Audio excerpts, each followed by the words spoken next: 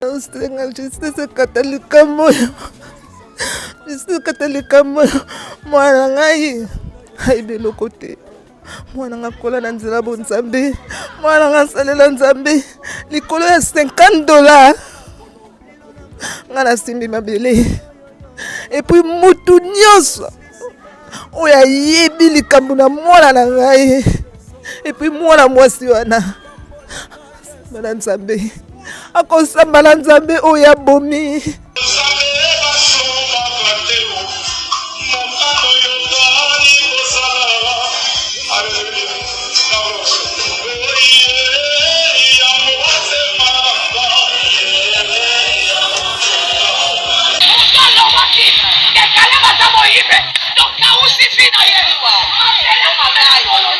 Le batepo na art et salami na bito soki jijimango na ngola kuna soki za ndenge nini eko matina ba niveau a plus que toyoka ka basango bongo toyoka ka basango bongo ti ekumo ekoti pe ekomeli pe ngape lelo na libota na ngai na même taka o na tala na ba video kaka o basala ka pe ka batu baninga donc isalinga pasi wa makasi kubungisa vraiment ya na ngai ovema azaki mutu ya vema pona biso ngai nazali mama ya Caleb singa o bauti ko boma na ngola yo mto bota Caleb ngam na boti Caleb azali 3e na ngai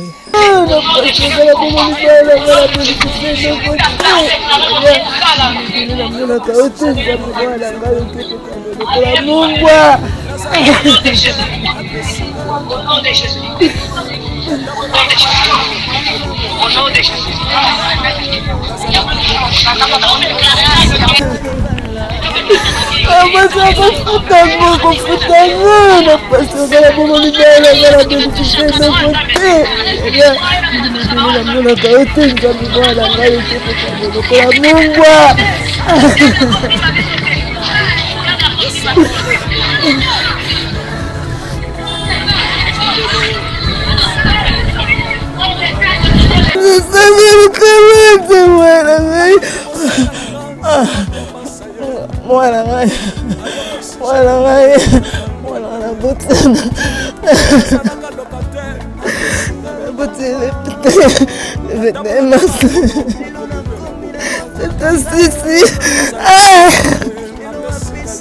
Oh Jésus. Mwana na biso jeune garçon. Mwana lesa ka mama na ye. Soka sali mama kamuna yango kuta kelesa mama na ye. Babo meli biso mwana. Mwana za muibiti ayaki ko cobrar mbongo na ye. Ayo ko cobrar. Mwana ana boko pesa mbongo na ye. Ayo kanga gatuna. Ibite so pesa mbongo na ngate na ukango telefone. Mwana ngomba baba ndio kanga gatunu. Baba ndio boma kale. Akili. Aza chef. Aza chef na batala. Aza chef na bandeko na ye. Mwana ngai na oluma. Mwana ngai je suis catholique. Même na Angola, même awa bakalanga likambo oyo bakatalika boyo. Bamona bolamu. Bible zoloba. Samba pesa kama zisio kina na 4e génération. Mwana oya kama kimo hivi. Wesa yake batubatima. Babo mama sala nsa. Todo modi génération na ye. Amen. Akobala komona bolamu te. Bana na ye bamona bolamu te. Toba to sala nzambe te. Mama, if love is crazy, love is funny.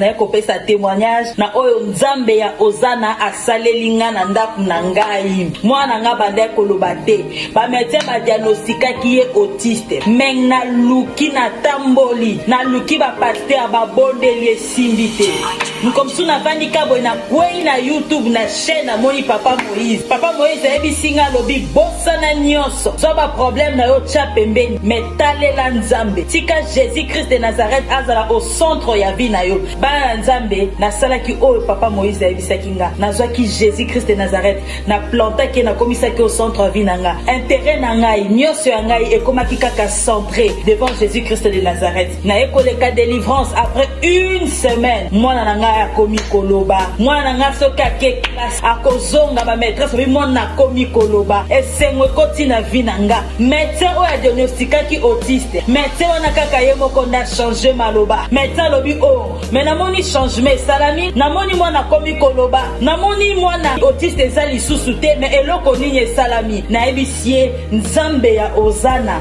nde asaleli ngai bikamwa mwana na ngai akomi épanoui vie na ngai ekomi épanoui nga moko nakomi épanoui mwana na nga koyemba nde koyemba récitation nde récitation na yango nakumisi nzambe ya ozana nakumisi nzambe oyo asali na kati ya vie na nga mais ka Jésus Christ de Nazareth komisa yo au centre luka délivrance ndo komona bikamwa na vie na yo nazwa délivrance na nga natambola epai ya bapaster nazwa eloko te mais na nzambe ya ozana ya papa Moïse bikamwa ekoti na vie na nga. Shalom, shalom peuple de Dieu, bana ya ozana nazana esengo vraiment mingi ya koyebisa bino ete nazalaki na dépression etungisi vie na ngai vraiment mobimba pe musala na bandaki kozwa te naluki ba délivrance epai ya bapaster ebele mais bakokai kodélivre ngai te alors tangu nakutani na papa Moïse kaka na prière moko échanger makambo na ngai nyonso dépression elongwe nazwi musala makambo na ngai nyonso efungwami alors nakumisi nzambe ya ozana pona oyo asali na bomoi na ngai nalobaki deja awa yesu liboso nyonso na nsima baoyo batambola partout mpona koluka badélivrance partout oyo esimba te boya epai na nzambe nde bokobika nazokozela bino na moto mbote na bai nyonso bozali kolanda biso tozali bongo na république démocratique du Congo précisément na commune ya Makala sur avenue Feshi je pense que yango bozomona na pont wana koto ya moto zowuta toye awa pona sango ya mawa oyo et l'équipe na ba réseaux sociaux jeune garçon babomaki na Angola bomoni babomoi innocemment babomiye azali chantre de l'Éternel ezali pasi communauté congolaise etelami bomonaki ba image batadai ko semble batazai ko la batu nyonso batelami bazo regretter jeune garçon akufa kaka boye mutada innocent babetie babomiye muta muibité babelie muibi. Voilà pourquoi na ba recherche to sali te ko découvrir ba membre pe ya famille maman biologique ya mwana. Écoute vraiment bazolela je pense que bozomona ba image bon passe matanga ezali c'est pourquoi tozokota na kati na lopango to kutana famille to mekato solola na papa la mwana maman la mwana to solola to yeba vraiment ezalaki ndenge nini bango bayokaki ndenge nini basolaki na mwana ndenge nini avant kufa peut-être to ebité to tape matanga oyo salama awa na Congo chantre de l'Éternel a kufa kaka boy. En tout cas, ça lui passe. Pourquoi mukiliza kama wate? Bata mukiso abelika mutu muyibi, ataza muyibi te. Mais bon kama tabandi ko boma, tala lelo. Mutakufika kaboy. Aye ko senga nyongo na ye. Mutobo ko futa nyongo, pe ozana no jeune fille. Ozana no mwana muke, tala mutema mabe ya bato. Lelo yo mutakufi. Tala ba chrétien baté bandi ko saka nane batali ko saka e bandi ko landa na kati ya vidéo to lakisa bino lelo na émission na biso bokomona ke ba chrétien basambelaki malo basaka ke pa nzambe e bandi ko boma moko to lakisa bino ba image c'est pourquoi na kota na lopango na kuta na famille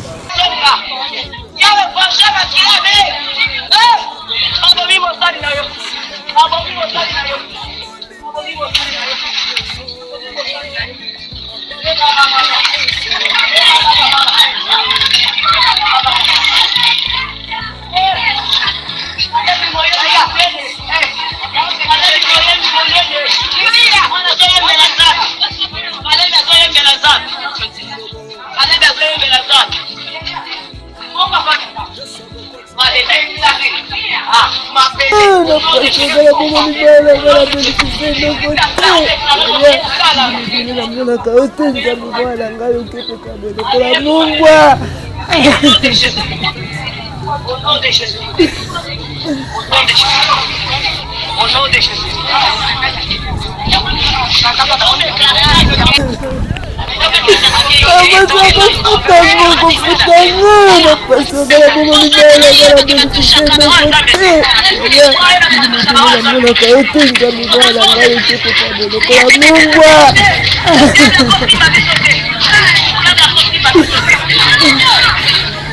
Kaka nde tolakaki bino tokomi awa esika wapi baparent ya mwana Caleb Zinga esika oyo azalaka.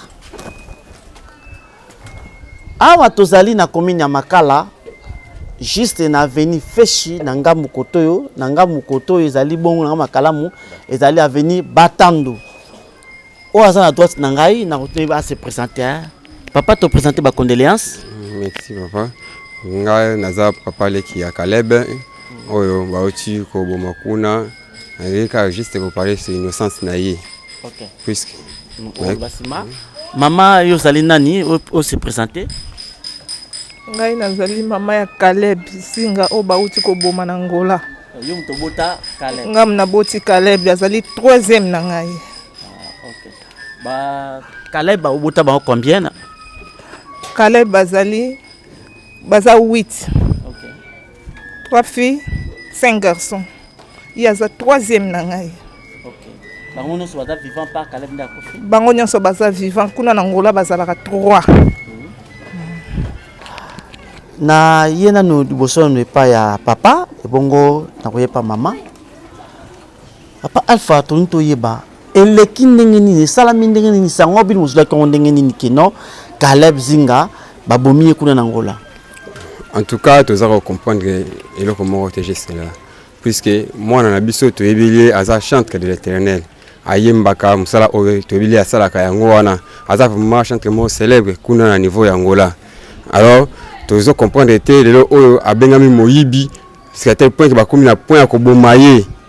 Donc, dans le niveau na bongo, tu es bité, ceux qui ont juste ezanini, ne tu dois pour ça gouvernement congolais. Balandela, basala banquette. Balandela mona na biso kuna soki ndenge nini tobi pete tozona posa toyeba au juste eza nini babomeli pona nini ba nini ezoya ke bomeli pona ki moyibi moyibi bakangesi moyibi soki ndenge nini mais sur le temps aza moyibi te aza pe moyibi te ayembela nzambe asala nzambe o biso toyebi yango wana. En fait biso toyoki il paraît que akendai kosenga nyongo na ye ya Paris Foot nde mwana na mwasi nde divine voilà mwana mwasi divine obotomona ba image ba photo botomona ba tshela bino yende mutu akoselie makama boko futa nyongo yazoi telefone na ye abia kanga telefone na ye nde babebelilie muyibi na mama na divine est-ce que ça bongo bon verset ça vendra ndengwana to yoki pe bongo soki ezali bongo même ezali ndengwana bakoko koma na pointe ya koyeba ko sala mona biso ndengwana ti ko bomaye na ba niveau wana puis ko bomele na ba nini ya mabe ya bien te. En tout cas vraiment tous a content na ngote tous a choqué makasi na mitema na biso puisque to ko perdre mona na biso ndengona te au moins ka ko faliwa normal ke mutabela normal ndenga ko bela mais na ndengona te en tout cas ba télévision likambo oyo vraiment il sali pas si comme na mama zo élaborer mona na mobali penza bo etalelo mama ye azolela kobota mwana akoli akok biso ba bantu aosalisa yo lelo tala mwana innocent mama na ebi ki salit mapasi bete absolument lisolo muke gelo abota maki na Caleb abota maki na mbula nini pe Caleb yona ye boito so la de récemment ou comment ça va pena makasi maman s'il vous plaît ça va pena makasi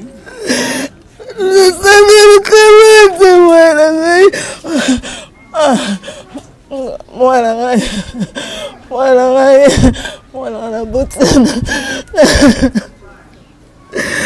le 21 mars. C'est aussi. Oh Jésus. Tu vas vous comprendre. Et ça m'a passé. Na kozonga la masima. Na minute oyo. Mukolo bino sangwana ta ikomela kibino. Nana benga kibino. Sangwana ni ikomela kibiso, ndabenga kibiso ezalaki à partir de Angola, petite sœur, oyanga, disons, tata mwasi na ye. Nde abengaki ngai pona ko informer ngai ke Caleb abomiye. Abomiye na banzete, mabanga, tout koso, comment balage mutu ndengi wana oyo aza innocent. Oyo bazo kosele makambo kaza moyibi. Atikala koyiba te pe musala o asa preuve ne bomona ba image ya bato baza mécontent eloko wana bazo saka puisque bayibi ke mwana na aza musala na Nzambe asa la Nzambe na ndela banzembo ayembaka donc aza ko abinga maestro donc c'est dire aza formateur na monde de musique donc mwana na aza mwana mo munene pa na biso aza cher makasi. Donc, si les hommes sont dans la casse, peut-être dans la douleur, il y a un certain nombre. Donc, en tout cas, le gouvernement congolais a la biso, puis c'est biso famille naïe. Ah ouais. Là, le gouvernement congolais, oui. Juste. Battre la biso problème. Oh, biso tout ça. Ah ouais. Que ma famille soit dans Angola, pour la biso, tout ça. Ah, la Kinshasa. Ah, tout ça contenté, tout ça, la makasi, tout ça, mon autre, tout ça, la tête au souki. Tout le monde, tout ça, la tête, puis c'est moi, na wana, zalaki cher, pas na biso. Tantôt, un gars qui construit la famille, ça s'appelle le condi à famille na biso, puisque azali moi, oh, azali modèle. Donc azaku tout même pas na banini mo te ki mo ibité mais capé au sala ngo pété donc prévaner kuna na ngola batu belé baza mais compte bazo saka par là bazo publier pour na ko témoigner ba raison ya mona na biso. Est-ce que beaucoup de contact na batu akuna bandeko baza kuna na ngola ya mamba famille est-ce que ba kotaki na ambassade ya Congo to bakendaki déjà na niveau ya gouvernorat ya kuna ya Angola pour déjà batala soki balande basa enquête bakanga batwana bon bango kuna balobi ke bakendaki ko approcher l'état ya kuna ya Angola. Nde ba meka qui mener enquête bazwa ki quelques personnes il s'agit de 2 personnes comme ça nde baza siko na niveau ya la police na bango kuna mais alors biso tuza na posa gouvernement congolais biso pe eta la biso likambo oyo biso tuza awa na Congo famille ndamuke eza kuna na niveau Angola biso tuzo lelande awa gouvernement congolais biso ata la biso likambo oyo tuza content te na liwa mwana na biso akoki kokende kaka bongo te. Nde ya mwana to déclarer mi na gouvernement congolais parce que parmi bato bakangi mwana wana pe oyo divine obozomona ba image muto asaye ki baboma mwana na biso est-ce que yepé déjà bakangi oui justement bakangi mwana wana divine nde ya cité na garçon moko wandaki ko beta ye chevaux na nzeta munene azobeta ye ba témoigner pe ndenge ki bakangi ye. Alors on a habité on les a musala ya banquêteur nde bakoyeba kosala musala bango to habité sur kineti na niveau mais biso tous déclarer plus na gouvernement congolais nde baye ba hotel biso likambo o vraiment balandela ngo vraiment bien et puis on doit négliger pinza nini OT procès OT. OK. Likambo sali passe zaka ke bandeko boyebi mutu soki asali likambo akufi na mabe na ye mais so mutu akufi innocemment na yebi lisusu Jésus avant akufa yoka ndenge ba juif balobaki balobi ke mafu tokoboma ye kaka ata malédiction ekolanda biso même na 4e génération bana biso elanda na tia bino image bolanda na image oyo bomona lolenge nini ba chrétien pour mwana oyo azalaki chrétien asidi na l'église badai ko beta sainte soka do beta sainte na église do yemba bato baza ko bika bato bongo la mitema ba chrétien ba telemaki même ba mamba famille kututé ba chrétien bazoko sambela mais to yoki il paraît que tous la image sur batinde biso que papa ya mwana o ya mwasi divine ba lobo ba chrétien ba ki pas kufi so jeune garçon moko pa kufi bon dans image yo ndenge nini bande ko bazako lela bazo saka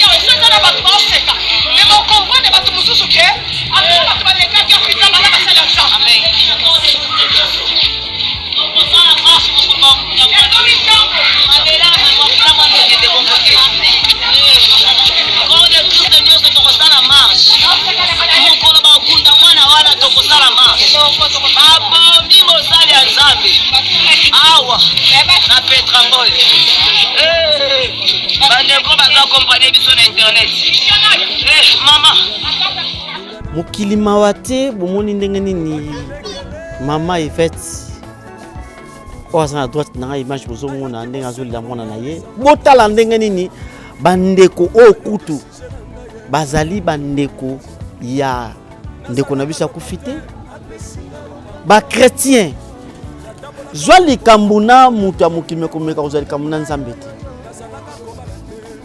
divine ozwi problème na nzambe ndeko nyonso aparticipaki oyo kaka monaki ndeko afilmaki non assistance à personne à danger botuni te boye bobomi mutu mpe mosali na nzambe la justice de Dieu yana bokolangana mama Yvette osenga nini na gouvernement congolais au bazakuna parce que yo nde ozali moboti ya mwana mpona ngai naosenga justice katolika moyo justice katolika moyo mwana ngai ayebeloko te mwana nga kola na nzela bo nzambe mwana nga salela nzambe likolo ya $50 nga nasimbi mabele epuis mutu nyonso oyo ayebi likambo na mwana na ngai epuis mwana mwasi wana na nzambe akosamba na nzambe oyo abomi aza chef na bandeko na ye mwana ngai naoloba mwana ngai justice akatalikamo meme na ngola meme awa bakatelanga likambo oyo bakata likambo oyo oh yesu kobokola ezalaka pasi bomona mama ndenge azolela pasi na motema parce que ndeko kaka kufi boye atiki biso mais tozoluka tobenga mpe na ngola kuna sur place tobenga toyeba évolution eleka ndenge nini kuna ngola makambo ezoleka ndenge nini parce que toza contact na bato ya ngola toyeba soki makambo ezoleka kuna je pense que nayebi te réalisateur na ngai soki okokotisa biso en ligne na bato baza kuna allo oui toyoka yo allo José Baila nazosolaka na bana na ngai bana bado otinde ya ngai biloko na zasi biloko ezo okoma te baza na mboka nini baza na France mosusu aza na Belgique ekomaka te me bazali kuyiba nalembi na France na minute oyo agence ya sir eza moko na France lokola bango baza na France agence na France eza na Rennes, précisément na Rennes. JB Service. JB Service. Otelelo. Économie internationale.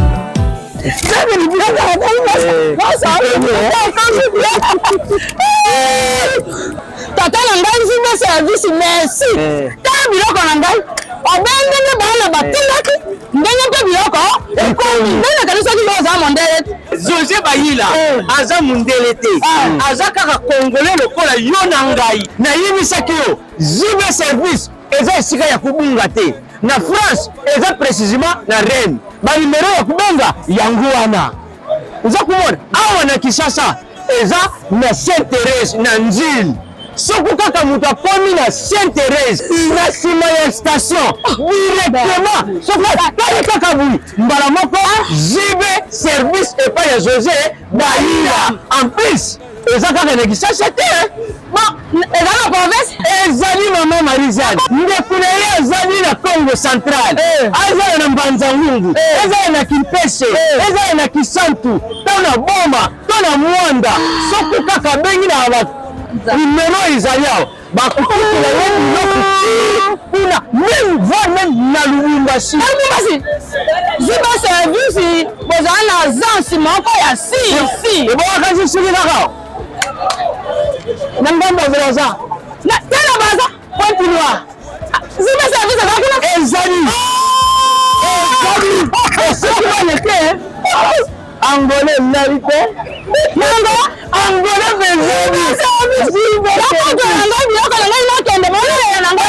JB Service etat eza musike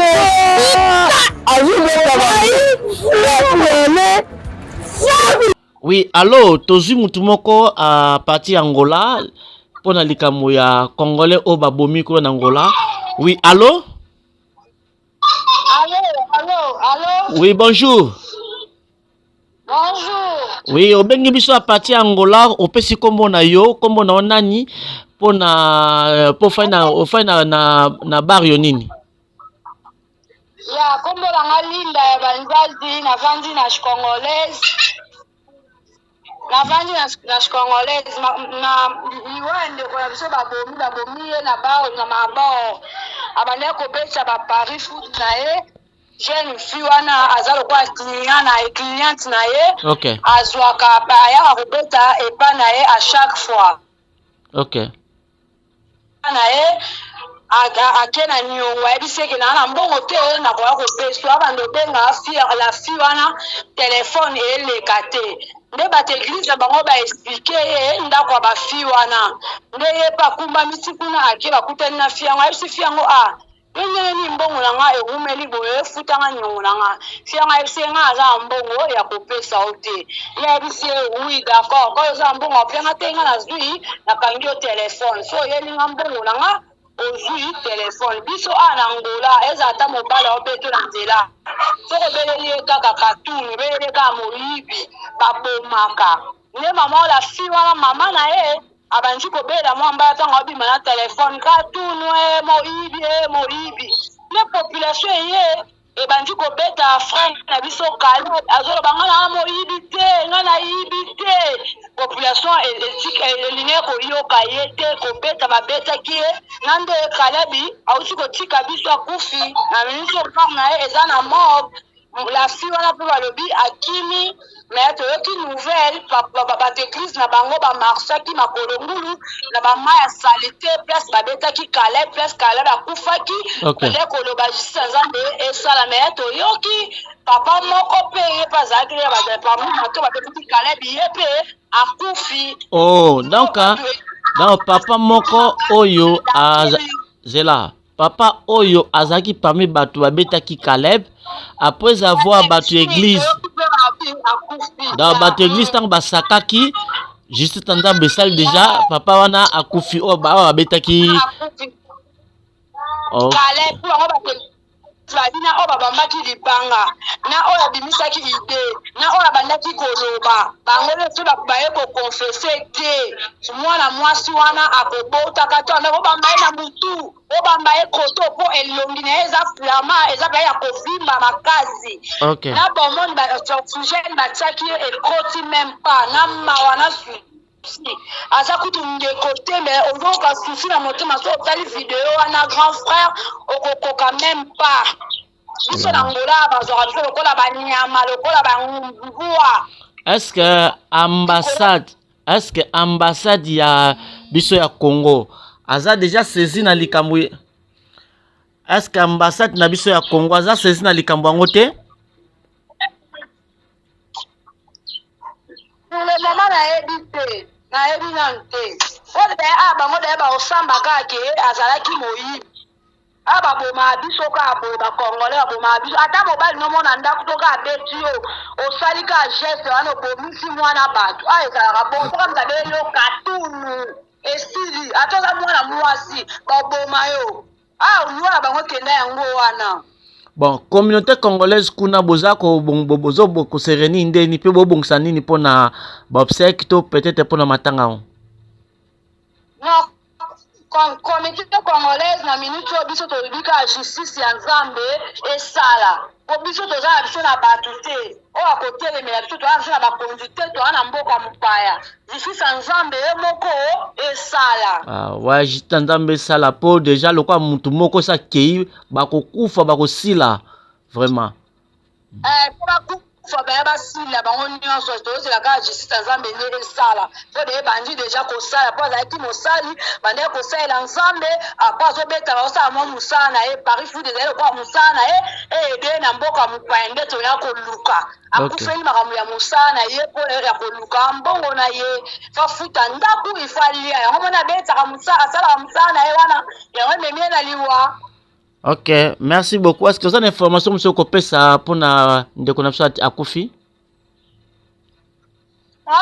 Loba te salika pasi mwana jeune garçon bongo akeli kaka na mboka bapaya tata te mama te biso benga ngo mboka bana oyo abima libanda te oyebi réalité mboka te ayeki komilukela vie tata na ye place azali nzambe apesa kaka makasi molimo na ye mpe makala na kimia nzambe asunga kaka libota wana babitolela na baoyo baolela epesi kaka pasi epesi pasi makasi pasi vraiment epesi vraiment pasi. Ok, merci beaucoup Linda depuis Angola, merci. Tozali awara na kati ya matanga wapepa famille biologique ya ndeko na biso oyo Caleb akufi esa mapasi mingi na droite nanga nazali bongo na leki propre ya Caleb. Mes condoléances. Oui, merci. Kopesi biso kombo na yo toki ke balobiki ozali leki propre ya Caleb. Oui. Eza solo. Makasi. Oui, c'est solo. L'équipement, on a ya ovanga landi. Ya ovanga landi. Donc, il passe à n'anga matoloba. Ce qui est moni donc moni penangai. Donc, il ça n'anga passi. Na même si n'aime ce koloba boué. Donc, il n'a pas passi na ko koloba kutu peti. Donc, koloba te po na art et salami na ibito ce qui jijimango na ngola kuna ce qui est ndenge nini. Matina ba niveau après que toyoka ka basango bongo toyoka ka basango bongo ti ekumo ekotipe ekomeli pe ngape lelo na libota na ngai na même taka o na tala na ba video kaka o basala ka peka batu baninga donc isalinga pasi wa makasi kubungisa vraiment ya na ngai o vraiment azaki mutu ya vraiment pona biso azaki mutu ya vraiment pona libota na biso mbimba donc moko ba choc moko o ekolongwa jamais tokotika la jamais apesi liwa pe na itani liwa ya ndenge nini o ezaka kufeli lokola moyibi lokola ntaba lokola nyama donc pasi okoka te même si ta vidéo ngo kotala ngo ka pamba na ko totala ngo te na ko totala ngo te donc na ko ka kutu te ko expliquer ata ndenge bandeli donc ka ekomeli yana ngana mboka musika ngai awa evenime leki na monite bato wa jine sika bazaki na o babeti na bango tu na tikali koyeba mutu moko te toyebi pe bango te donc pasi mais ça na motema pasi. OK. Bato mosusu bazolobaka ye aza na 35 ans, bato mosusu 40 ans, au juste ye akozala mwana mbulani. Ye aza na 35 ans. Pardon? Aza 27 ans. Ah, 27 ans. OK, 27 ans. Donc à fleur d'âge. Est-ce que avant qu'il y a Koufato 2 semaines, 1 mois, 3 mois, 2 jours, est-ce que vous avez contact naïe bosola kinaï? Bon, tout ça qui n'a pas contact naïe, mais après les qui étaient 1 mois pour n'appeler téléphone, et ça qui n'était pas ceux qui à chaque fois sont dans un téléphone, tout ça là, on a besoin à chaque jour. Mais ce téléphone, les gens qui ont téléphone, ils ont monté ça qui n'a temps ça sur contact qui mais na contact à sur tout ça là, on a ça naïe que azolu kambongo, a robeta tout, a rota la biso. A rota la biso, a rien à quelque biloko, tout n'est ngako to biloko ni ezaka c'est important ko ko ya nango awa, o ezaka ko ça nango marchandise. Tina expliquer ki na détail ki epsi ngako faut kango ba photo. Ko tinda, pona mona api ba pina tala ngo pe kuna. Bon contact aussi là na ka bona contact lelo pe de na za so information mo te pour na santé na ndoko taper à Facebook ité. Pourtant ça n'est même qu'à Facebook, soit à WhatsApp. Message ya suka oyo surtout kangi oyo Caleb atikeli yo yango wana. Message ya suka yango wana bima oza ki mutu ya tusola ki na prochaine za ki mafaya ke abeta tout boy. Aya boya otala biso. Asa Caleb yoko oza muninga ne mobali. Caleb azaki na fiancé ou azaki na mwasi na ndako bokoma? Donc azaki na mwasi na ndako te. Azaki na mwasi na ndako te. OK, ça va bateau azolanda yo message aux opc pas bango surtout parce que vous allez l'équipe propre ya Caleb Zinga wa Kufi. Ah. Message ezaka na opc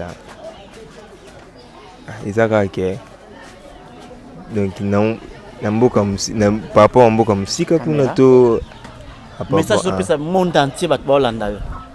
Message na opc bon.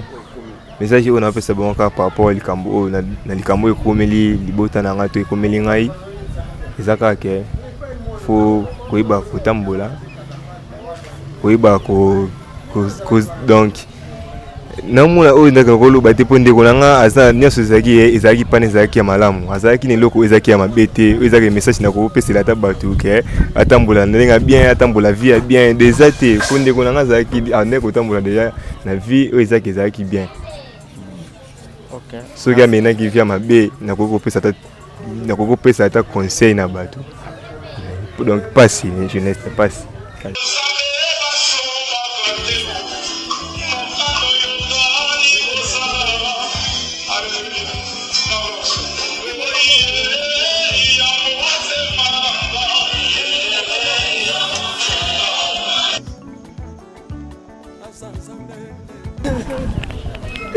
Amasa kufutango na pastor kala bomo libala kala belisi no kote ya mbele na mona kaote ngambo bwana ngalo kepe kado lokola mumbwa.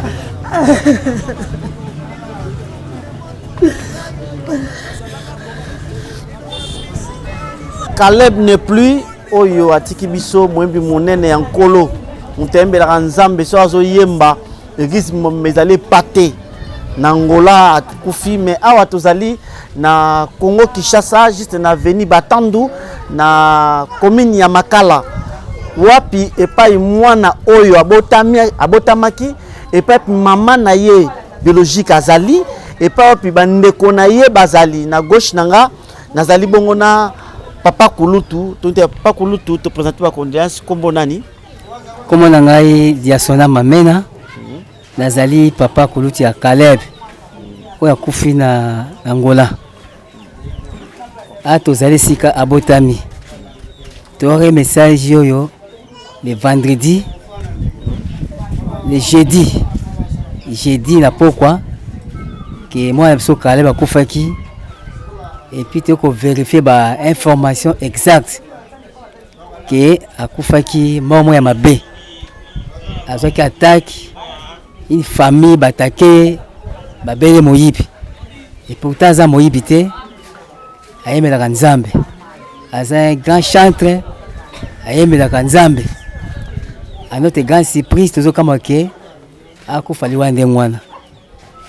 Déjà avec beaucoup de regrets topesa message oyo ya tosengi na gouvernement congolais alanda biso likambo oyo mpe gouvernement ya angolais tokoka kuna ke justice ya makasi tolingi toyeba la justice oyo bodeklare na kati ya Angola bo aplike yango. Mort d'homme vraiment eza grave, moto asali eloko te boboma ye, babomi ye atake mwana aza chrétien akufi na âge de 27 ans. Ya tosengi justice angolaise ata likambo oyo mpe intervention ya ambassade biso kuna na Angola a intervenir pour ce cas. C'est pas bien, mort d'homme, un innocent kufande mwana. Donc message à Mawa. Là c'est ce que je peux dire. Voilà, est-ce que déjà bien peu na Kinshasa awa et c'est peut-être bosali ba démarche na niveau ya gouvernement na biso awa bo mekepe bo plaider likambo oyo po ko ta contact na bato aza kuna to ndenge. Oui. Tous allons en contact na ba conseil juridique. Ba on est quoi ba ko pesa biso nzela ndete ko sala procédure. En tant que juriste ba ko guider biso ba point aux alliés, il faut d'abord orienter, guider par un juriste pour la mort d'homme. Merci beaucoup. Et ça m'a passé. Na moni bande ko belé au bazolanda biso ba otinda ba message et kota lokola mbula awa entre temps réalisateur nangai a ça l'effort a kota biso contact na bato bazolanda biso na moni ndeko mo pe awa Leana esika zali na Angola lobi boye yo justice ya Nzambe ana so s'adresser pas ya la fille à question photo bozomona alobi boye ke yo justice ya Nzambe eza okukufa pe kaka lokola Caleb ndenge obomisi mosali ya Nzambe oza vraiment ndoki yo na mama na yo bokukufa pe justice ya Nzambe eza justice angolais justice et salama. Donc bande ko déclarer toujours que justice ya Nzambe et salama na kati ya makambo oyo surtout bande ko baza kolanda biso la princesse awa vraiment na monde de komususu pe Linda a commis yé par le biboye abi que la justice de Dieu soit faite. Notre frère bien-aimé Akeka Kaboye Moyembi ya Nzambe boko bobela ye moyibi kaka boye vraiment Caleb likolo ya mbongo na yo moko Angola. C'est-à-dire ma passer à continuer à lobby justice de Dieu justice. Mais c'est une condoléance à toute la famille, surtout mon ami d'enfance dont vous tournez là, voilà, vous tournez la soie de cœur avec toi.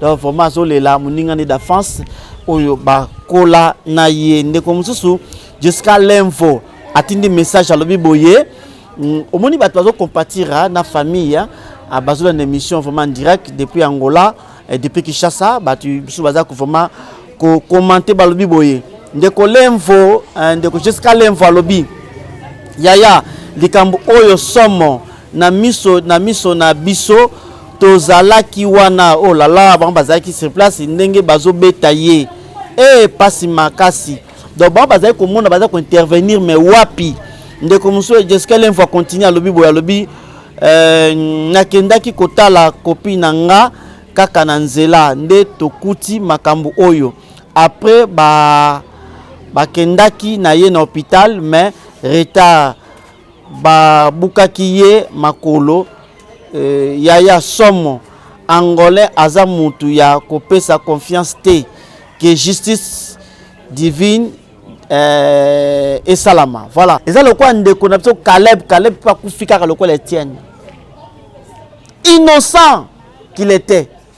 Likola ke ko senga mbongo na ye selon maman Yvette Nenga lobby, maman biologique na ye lobby ki likola $50. Oya ke ko senga $50 na ye mais moi la si wana abelié voleur pour na baka katundu abele katundu directement bande ko ba bomiye.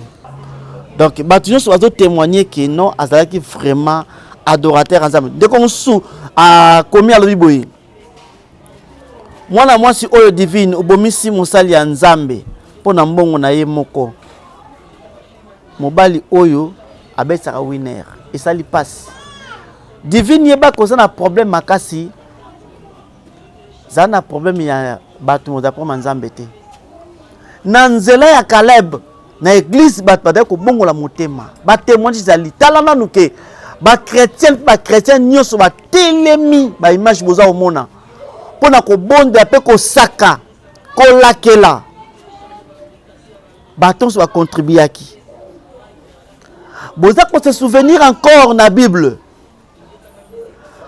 bato maki Jésus ba signé qui malédiction et na 4e génération donc bino pe batu oyo bo participa ki omona ki o intervenant qui te au bamba qui libanga oza na malédiction jusqu'à 4e génération.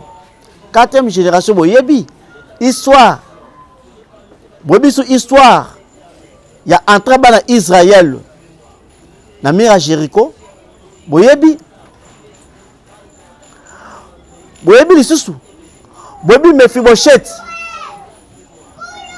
akomaka estropié boyebi nde balakelaka kana we balakelaka ngwa balakelaka mboka wana me boyebaka yango babaka mutu akotonga mboka oyo na mira fondation akufa pe mutu akotya porte akufa bino pe batoyo bobomi mosali ya nzambe boyebaka juste nzambe ezali bokutana nango na monde natika bino famille papa Alpha déjà bato Angola déjà bosololi na bango déjà bato Angola to sololi na bango susute puisque connexion eza mobulu alors to sololi na bango de préférence na pokwa neti ko sololi na bango malamu mingi beto yeba kuna commande nini ezolekela pe justice Angola bazo trancher ndenge nini alors na moment oyo biso tozo ko déclarer susu pe na justice na biso awa pe Angola bayoke biso mawa pasi oyo douleur tozana ngona motema ya ko petre mwana oyo ya âge à 27 ans oyo azali mosala nzambe oyo babomiye kaka boye na pamba kaka boye donc en tout cas tout a touché d'une manière moko terrible moi écoute na bezati contact na bino so peut-être bato à Kinshasa to gouvernement congolaise bazana pour ça ba contacter na numéro ni ba contacter sur la 084 plus 243 plus 243 84 44 22 130 plus 243 84 44 22 130. Parce que beaucoup de sa adresse précise ici quand vous allez, na ba référence. Adresse exacte sur avenue Batandu numéro 71 quartier Bolima, référence ezali Pont Fèche, d'où terrain cimetière Makala. Des références de Sangwa. Peut-être ba Lemba, ba Changu, akozwa bisi nini kwa koma. Akozwa bisi ya commune Ngaba. Non, akizubisa commune na Ngaba, akiti na Kianza, de azui atuni avenue Fèche. Comme ça, PC a référé na Pont Fèche. Tout ça sur Pont Fèche, juste à 50 mètres na Pont Fèche. Même à ta offert l'hôtel Lafayette. Bon, référence na biso ezali 50 mètres na Pont ya Fèche. OK. Ce qui c'est comme muta kota Victoire na côté ba Bumbu Bangiringiri ba Ipen ba Kitambo akokozwa bisi nini pour atteindre bino. Wana akozwa bisi ya Makala azubisi ya Makala wenze nde ekokitisa ye na station Vieka. Station Vieka eza sur avenue Kizinga. Wana la ndia yango tout droit ti atuni Pont Fèche kaka. Nde akomona ozwe pa na biso eza sur avenue Batando numéro 71. Wana ko kitata la ngunza zui moto akitisie na avenue Kizinga. Ako kitangunza zui moto bakitie na avenue Kizinga eza station wana kaka. Juste pour la référence na hôpital Ngondo Maria. Oui, référence sur hôpital Ngondo Maria, tout droit vers hôpital Ngondo Maria. OK. Vraiment bateau baza kolanda biso famille o baza na mawa ba wetu ko perdre mwana na bango Caleb zinga o ayembela Nzambe. Tozalaki awa na makala nabite mama Yvette Kamba kolobezali nazana likambo koloba te ngai likambo na ngaka eza justice akata likambo oyo puisque mwana ngai nazoloba ntango nyonso azalaki cher mpona nga mpona libota na ngai mpona famille mobimba babomi ye innocent likolo ya mbongo na ye moko justice akata likambo epuis mwana mwasi wana akoshibia. Voilà, merci beaucoup. Toujours zwa ba contact, na zwa ba contact ya bato Angola. Poto meka un peu to benga to solo. Poto sala ka toujours to peut-être ma information makamozo le kuna. To senga pe équipe na biso o ezali kuna bato bazali surtout na Angola to sala effort to zwa ba image o za Angola kuna matanga ndenge zo leka ndenge nini en terme ko leka beaucoup za vraiment au courant nango. Abonnez-vous sur votre chaîne Attention News, vous allez vraiment informer, vous liker, vous commenter, vous partager, vous s'abonner na chaîne Nabino Opino Mingi surtout Attention News. Je salue, je remercie encore la princesse Gloria Babé, la femme qui assure Ozaki na prise de vie, multi boulot, ayebo filmer, ayebo sa réalisation, ayebo présenter mission. En tout cas, merci beaucoup. Merci ceux qui kola sungi bisolami tokutani mbalasima surtout na ba reportage oyo ya ba obsèque ya Geller Zinga oyo atiki biso abomi na Angola. Merci.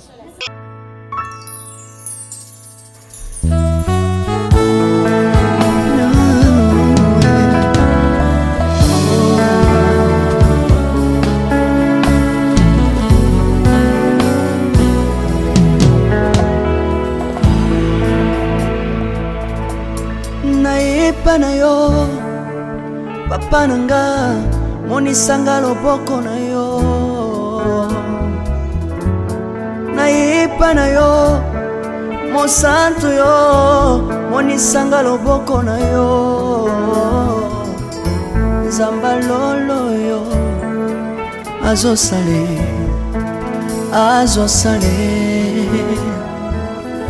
nzamba lolo azosale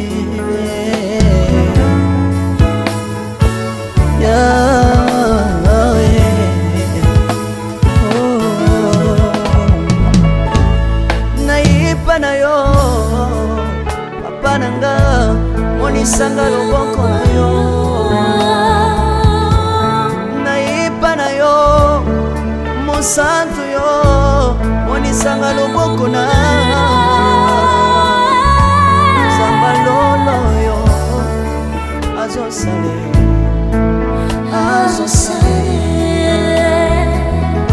zamba kabasangolue azosale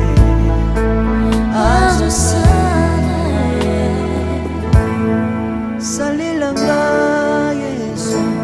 yeso salilanga yeso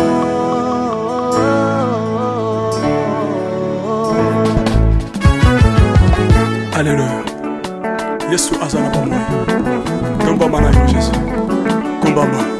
Tirobo. Yesu na lingina tachola Yesu. Papa na lingina témoigner sangano na ye. Napena tato na bonsambe na yo iswabato.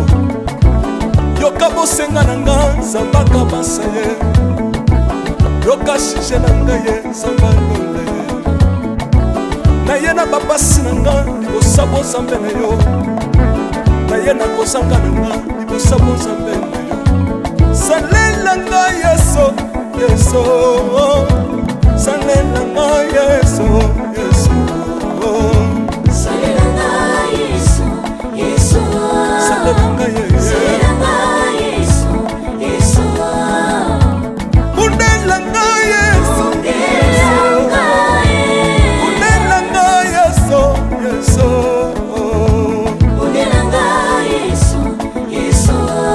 monelanga yoyo longisanga yeso longisanga yeso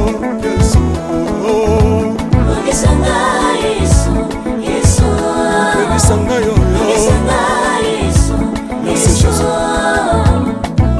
nalebi bya bisengasenga nzamba lole nalebi bya pesanga kabelanga bisengasenga yesi moko nini ye bato bakolia mpe na nsima na ngai yesi moko nini ye bato bakolata mpe na nsima na ngai yesi moko nini ye bato bakovanda mpe na nsima na ngai nalebi bya bisengasenga nzamba lole ye lokota ngai yeso yeso lokotanga yeso yeso lokotanga Jésus kotikanga ite lokotanga yoyo tombolanga yeso tombolanga yeso yeso tombolanga yoyo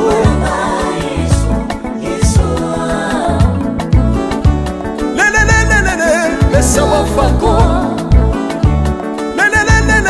Mesawa fako Watitishina nsambi watenzelela Watitishina nsambi watenzelela Yeso yeso Mesamukatanga lisa Mesamukatanga lisa Mesamukatanga ye Mesamukatanga lesa Hallelujah Chirobo Soki nazoyemba opekisanga te oyebi te bisika nzambe alokotanga soki nakoma kosambela opekisanga te oyebi te bisika nzambe azwanga soki nakoma kobinabina opekisanga te oyebi te makambo nzambe asalelanga nzambe nazobinela aza nzambe bosolo oyo naza koyembela yembezanga libela nzambe nazoyembela aza nzambe bosolo oyo naza koteya yembezanga libela lelelelelele nalingi mobala oyo nalingi mobala oyo yesu aza nzambe ayoki bosenga na nga nzambe akabasa ye ayoki suje na nga ye nzambe alonda ye nazalaka loka te apesinga lopango natambolaka makolo lelo nakomi na motuka ngai oyoyo nazalaka kobala te lelo apesinga libala apambolinga yeso yeso apambolinga yeso yeso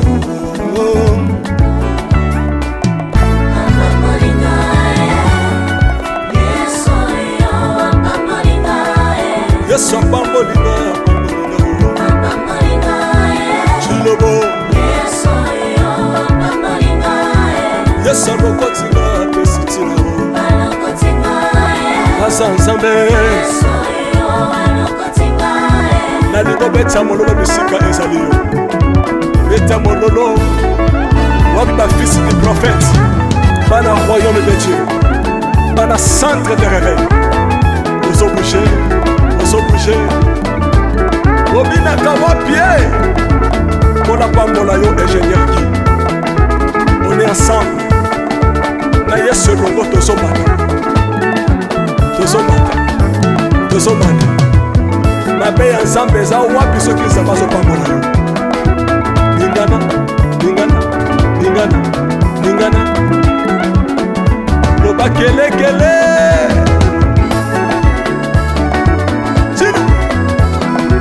Sala ngombe.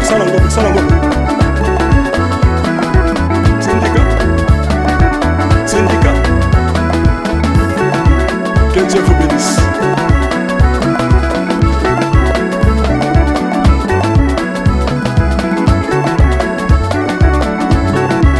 Samba pambola bino.